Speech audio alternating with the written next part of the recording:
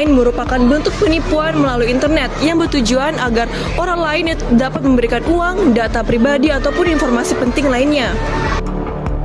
Apa dapat terjadi jika seseorang terkena scam online?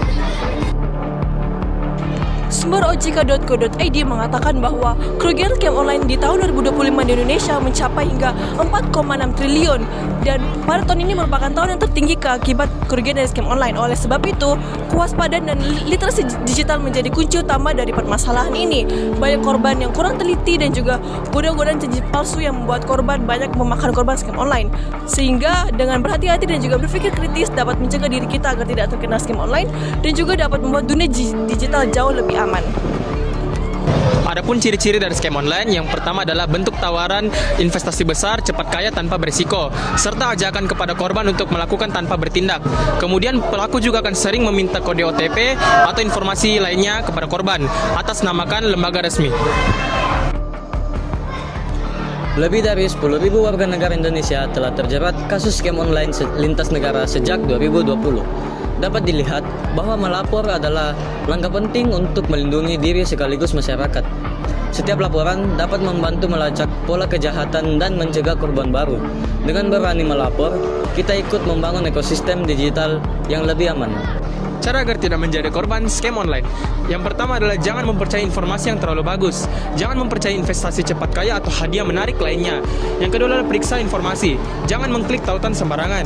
Dan yang ketiga adalah jangan memberikan informasi pribadi atau kode OTP kepada orang lain. Cara melaporkan jika bertemu scam online. Langkah pertama adalah mengumpulkan semua bukti, seperti bukti transfer, nomor rekening, dan tangkapan layar. Kemudian, segera laporkan di polrisiber.id milik Kepolisian Republik Indonesia. Langkah selanjutnya yang dapat dilakukan sebagai ciptaan Tuhan adalah dengan menggunakan kebaikan seperti membantu orang lain mengenali ciri-ciri scam, melaporkan akun penipu, serta menyebarkan edukasi digital agar semakin banyak orang yang terlindungi. Dengan begitu, kita tidak hanya melindungi diri sendiri, tetapi juga menjalankan panggilan Tuhan untuk menjadi terang dan berkat di dunia digital.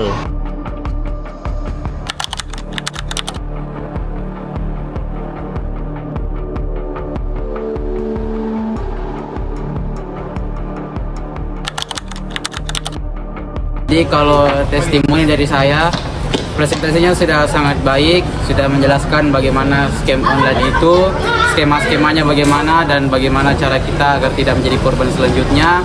Penjelasan yang dibawakan juga sudah sangat baik, sudah menguasai materi dengan sangat baik dan patut diapresiasi. Terima kasih.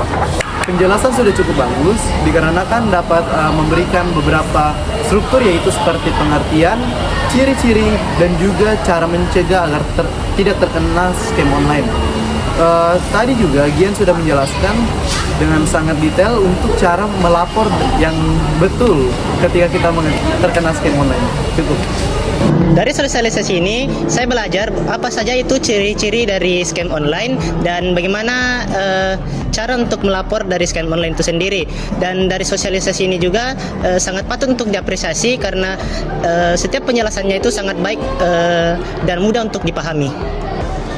Penting bagi setiap pengguna internet untuk selalu memverifikasi informasi sebelum bertindak, agar tidak menjadi korban penipuan.